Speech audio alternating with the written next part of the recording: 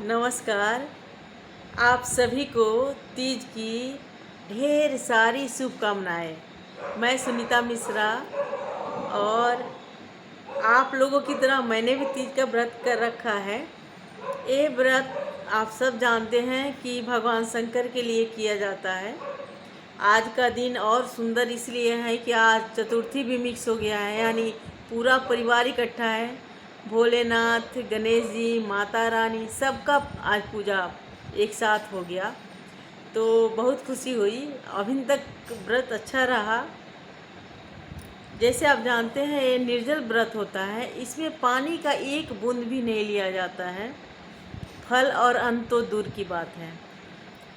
कल रात से हमने व्रत शुरू किया था और कल सुबह सूरज निकलने के बाद हम फिर जल लेंगे। मतलब सूरज निकलने के बाद हम व्रत को खोलेंगे। उसके बाद हम जल लेने के बाद, पूजा करने के बाद, नहा करके सारे फिर श्रृंगार के सामान हम दान करते हैं। माता पार्वती को फिर चढ़ाते हैं, मंदिर जाते हैं, बहुत कुछ करते हैं इसमें। और फिर बाद में हम पूजा पाठ सब अच्छे से जब हो जाए तो हम व्रत खोलते हैं। फिर जितना खाना हो बनाइए, खाइए, क्या फ़र्क पड़ता है। लेकिन तब तक के लिए व्रत थोड़ा कठिन है, लेकिन फिर भी आज तक मैंने कभी किसी को इस व्रत के कारण बीमार होते हुए नहीं देखा, कोई दुर्घटना घटित होते नहीं देखा। क्योंकि जहाँ भगवान का नाम होता है वहाँ सब सफल होता है, अगर आप सच्चे दिल से कर रहे हैं तो ईश्वर की आराधना। और मुझे लगता है ये जो भी व्रत करती है सच्चे दिल से ईश्वर की आराधना इसमें करती है। क्योंकि पूजा पाठ और ध्यान में बिल्कुल हम लीन रहते हैं, कभी मन में कोई बुरा ख्याल नहीं रखते, कुछ गलत नहीं सोचते। तो आप सोचिए कि अगर लाखों स्त्रियां इस व्रत को कर रही है एक दिन, और एक दिन पूरी स्त्रियां कुछ गलत न सोचे, मन में सिर्फ पवित्रता बनी रहे, सिर्फ ही अच्छा सोचे, तो ये बात उसके खुद के स्वास्थ्य के लिए भी बहुत सही है। और हमारे अनुसार ब्रह्मांड में जो नेगेटिविटी फैलता है वो भी नहीं फैलेगा। एक दिन के लिए कम से कम ये डाउन मोड पे रहता है। तो व्रत, त्यौहार, पूजा पाठ कोई भी अगर फायदे घाटा ना देखे तो सब कहीं ना कहीं हमको फल ही देके जाता है, हमको फ़ायदा ही पहुंचाता है। हम तो कुछ और सोचते हैं कि हम भगवान को खुश करने के लिए कर रहे हैं, तो मेरी आस्था उसमें है। अगर आपकी आस्था इसमें नहीं है तो आप ये सोच सकते हैं कि एक दिन तक एक स्त्री कभी कुछ बुरा नहीं सोचती, किसी के लिए बुरा नहीं सोचती। मन में उसके जो भी टेंशन है, पिछले पुरानी बातें वो भूल जाती है, वो नहीं याद रखती है कि आज नहीं, जो हुआ सो हो गया। तो ये बहुत बड़ी बात है। तो सब कुछ अच्छे के लिए जो भी बना है अभी तक, जितने नियम कानून, धर्म क्या है, धर्म डराने के लिए नहीं है, पर डर के हम गलत काम न करें, हम पाप न करें, इसके लिए धर्म बना है।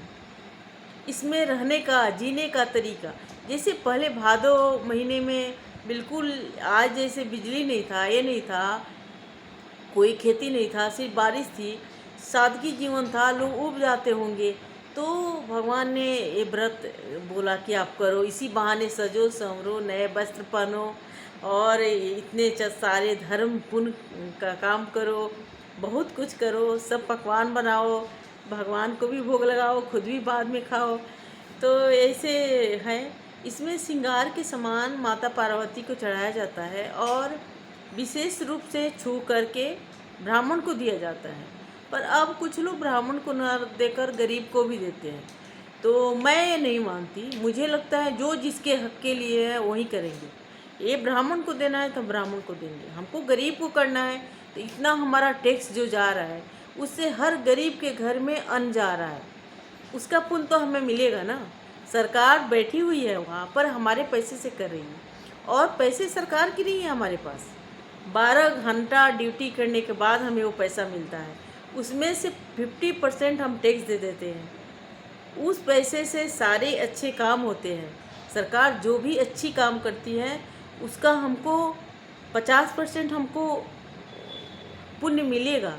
अगर ईश्वर है, आप जिस धर्म के भी हो, जिस धर्म के भी ईश्वर को मानते हैं ना कि वो हैं और वो अच्छा बुरा देख रहे हैं, तो ये भी देख रहे हैं कि हमारे पैसे से गरीबों के घर मान जा रहे हैं, फ्री में बिजली दिया जा रहा है, फ्री में डीटीसी फ्री किया गया है।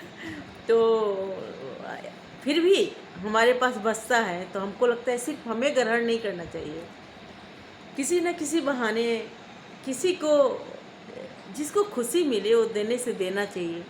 तो हम इसलिए करते हैं, और इसको धर्म के रूप में बनाया गया है तो और ही पवित्र बन गया है कि हमारे मन में मैल नहीं होता कि हम किसी को फ्री में दे रहे हैं। हमको लगता है कि हमको फिर इसका मिलना है, तो इसीलिए अच्छा है, हम भी अच्छा सोच के दे रहे हैं। जो वहाँ मंदिर में बैठा है वो अमीर नहीं है, वो भी गरीब है, वो अपने घर चलाने के लिए, हमारी संस्कृति की रक्षा के लिए सुबह शाम वो मंदिर की का सफाई करते हैं पुजारी, पूरा ईश्वर की देख रेख करते हैं। ईश्वर हमको बनाए हैं, तो क्या हम इतना नहीं कर सकते कि हाँ उनके लिए अपने श्रद्धा से देख रेख करें?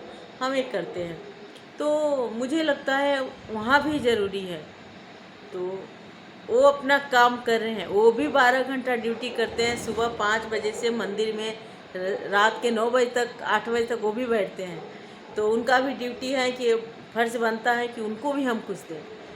तो इसीलिए जो जहाँ का रीत है वहाँ हम देंगे, गरीब के लिए अलग हम पैसे रखते हैं देने के लिए, और मंदिर के पुजारी के लिए अलग।